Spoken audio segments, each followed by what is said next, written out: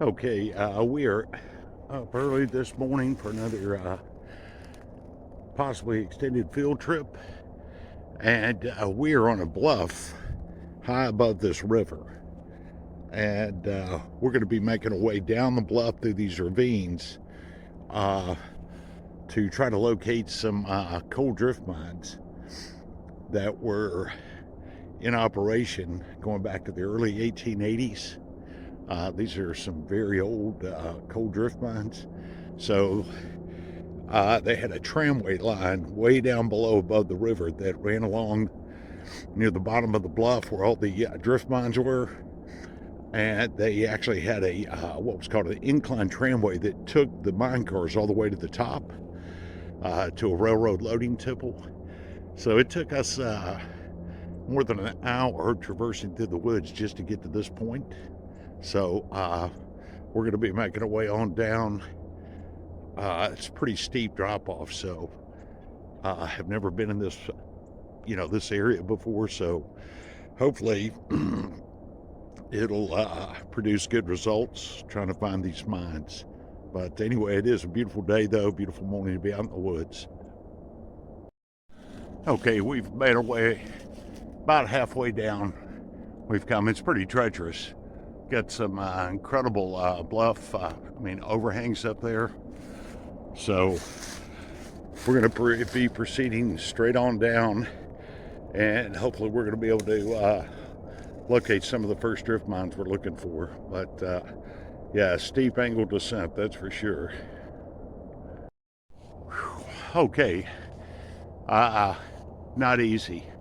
You just wonder how in the world these geologists, man, they found these coal seams. I mean, we're in the middle of nowhere. So you've got the remains of one right there.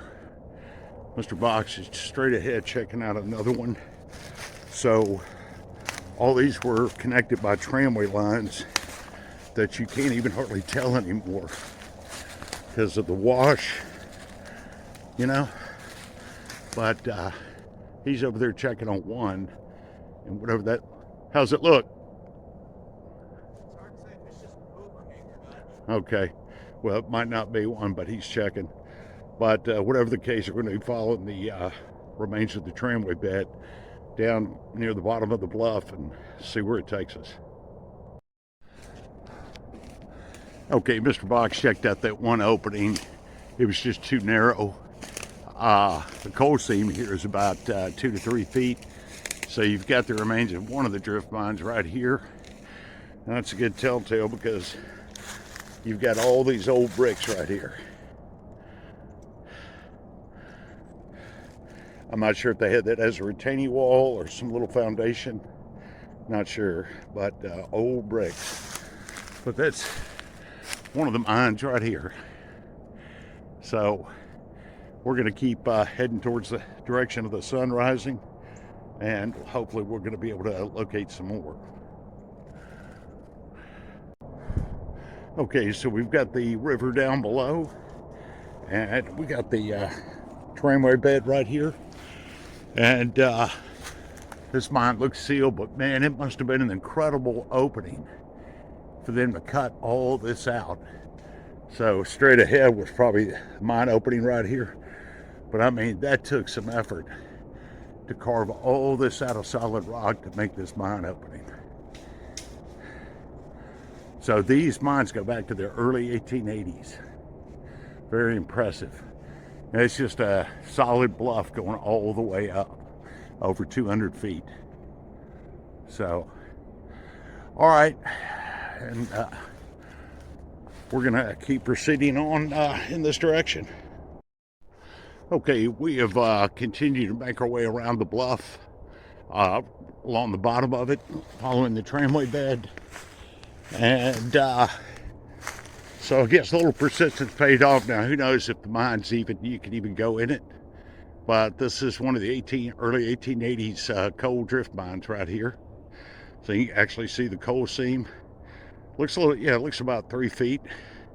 So what we're going to do is take a break here, and then we'll assess our options about this mine.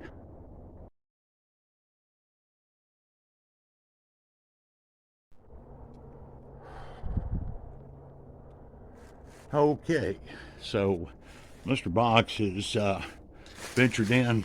We took a break for a little while. It's a long way to get down here. So, got a good 3-foot solid coal seam right here. So he's ventured on back in there.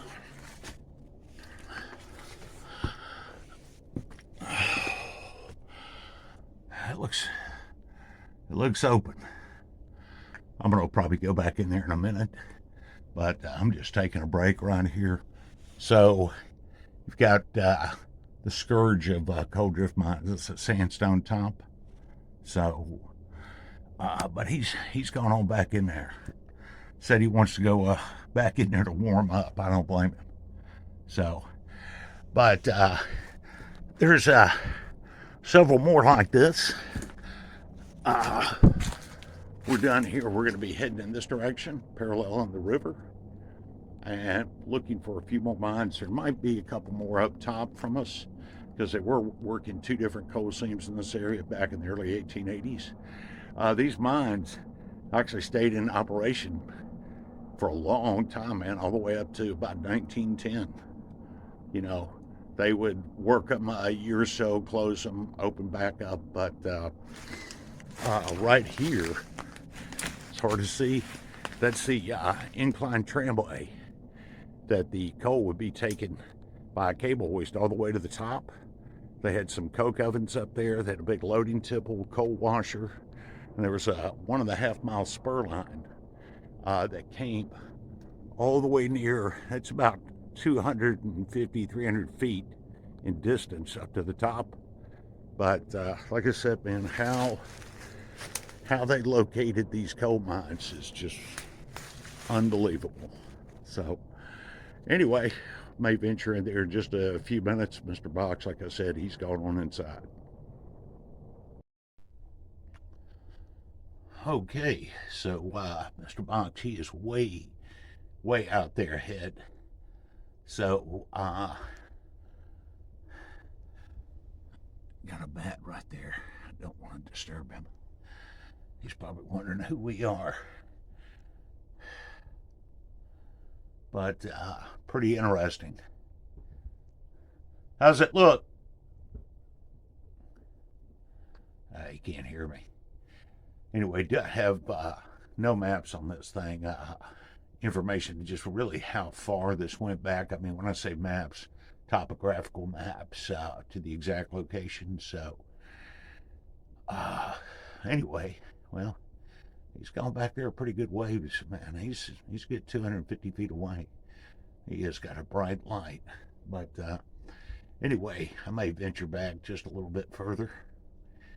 But anyway, it's nice to find one of the mines at least.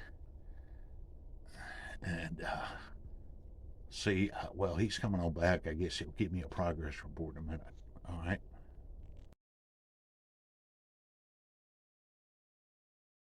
Okay, I went ahead and came on back out. Mr. Box came back and said, as you kept getting further because of the narrow coal seam, you're almost on your knees. So he didn't feel like doing that. I don't blame him.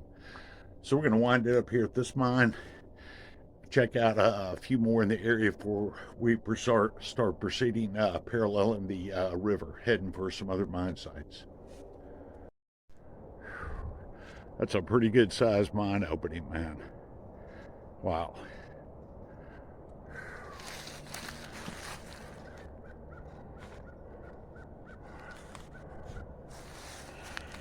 All right, we're going to be heading off in this direction. The tramway bed, the inclined tramway bed is right here. That would lead all the way to the top. So we're going to be following this direction. So you got 2 drift mines right here.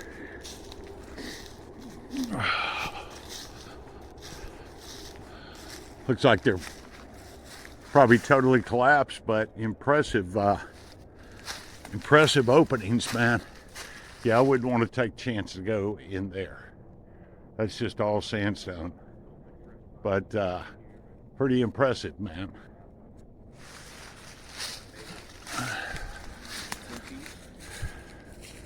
right there. So next to it, sandstone top. Looks like it's pretty collapsed. all right, well, we'll keep proceeding off to our right. Okay, we're along the river right here, and somebody's got this as an old service road. It hadn't been used in a long time. This is where the electric tramway line was to this series of mines we're going to now. And that right there is the water coming out. That's an old culvert. These mines that we're going to here were operated between about 1920 to 1930. So they were using electric tramway lines to run the coal all the way back to where we came from with the incline tramway. So, but very beautiful down here this morning.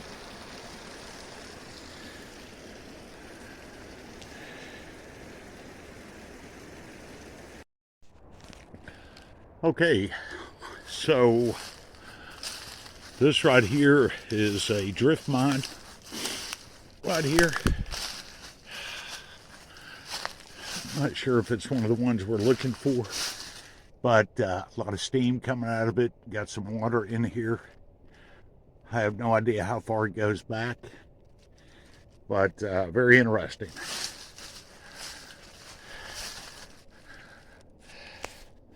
Guess we can take a quick look-see in there.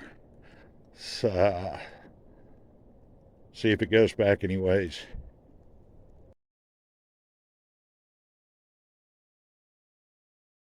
Alright, so Mr. Box, he went in and took the lead. He's checking it out. Looks like there's water up ahead. I'll tell you one thing, at least it's warm in here. Yeah, one thing, always check out, you know, mines like this, you know, these were classified as non-gassy mines, so looks like he's run into the water right there.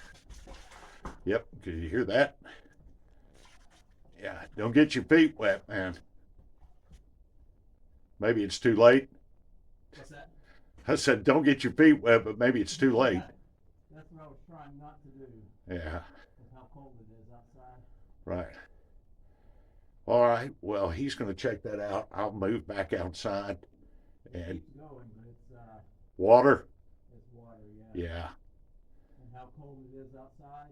Yeah, you don't want to risk that. No. So he said there's water the rest of the way, and it's pretty cold this morning, man. So no need to get pneumonia, man. Going through that water, not worth it. So anyway, we'll make our way on back outside, but this was kind of unexpected. Didn't expect there to be a drift mine in this area. So, all right, get on back outside. Serious bluffs, man.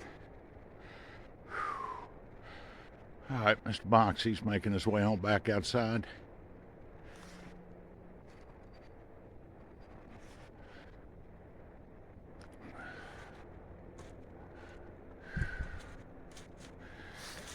All right, and we're going to keep proceeding down what was the old electric trolley line for the electric locomotives in this direction.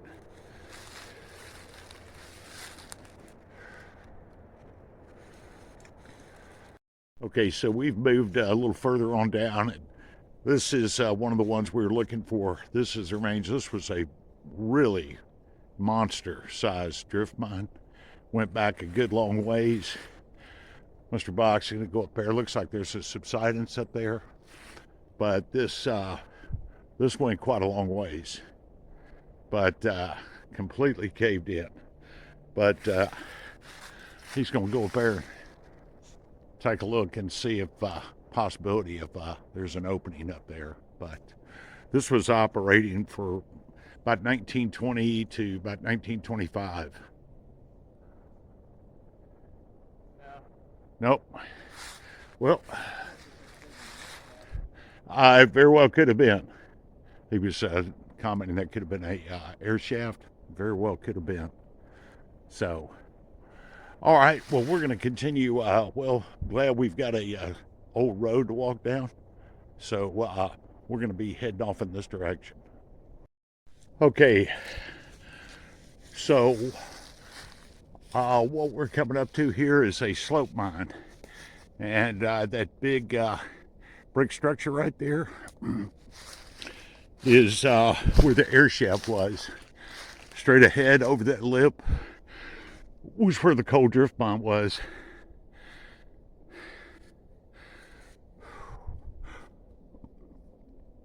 How's it look? Okay. Might get up through the furnace though. Yeah. It's very rare to see air shaft wall intact. That's for sure. But Mr. Boxcheck, he said the slope is collapsed. Somewhere back down over here would be the cable hoist foundation, if we could even find it. But we'll go up here and check and see what this looks like. Okay, this is the air shaft to that slope. Like I said, man, I don't know if I've ever seen at least pretty much intact brick structure.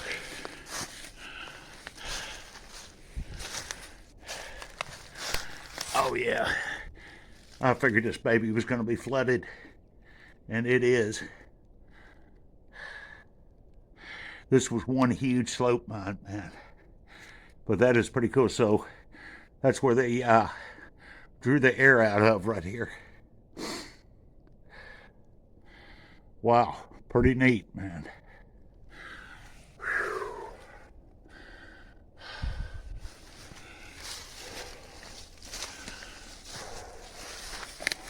I'll go and pop and take a look.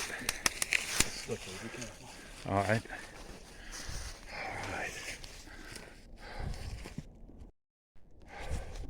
This is probably where the engine was. They had a shroud covering this.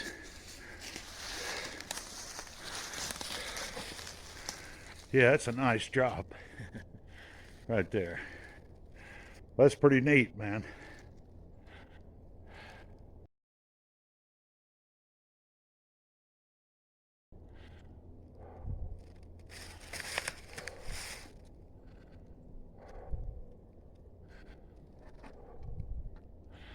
Yeah, buddy. So even if the slope was open, it would be completely flooded, just because the water table is so high around here.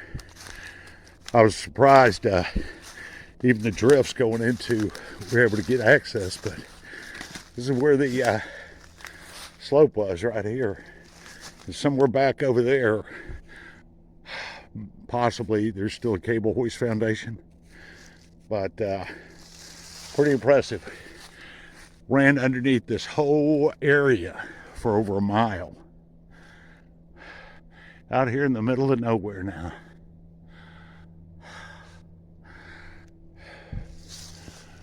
All right. Well, I think after this we'll take a break.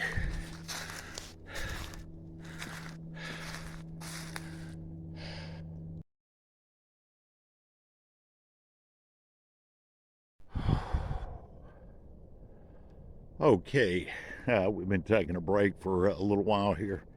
Letting that sun is cold, man. Down here at the bottom of these bluffs, I mean ice cold. So just sunning myself on this log here. Mr. Box is right over there. Got the air shaft right here. So well, that's pretty much going to do it for this early morning field trip. You know, found a few open mines. That's very interesting right there. It's pretty cool. I've only seen one like this. You know, where the brick structure is still standing. But anyway, this is you know, beautiful, beautiful scenery along the river. So seen quite a few deer. Of course, they take off before you can film them. So, but all right, good early morning field trip again. A little bit too cold for my liking, but it was worth it overall.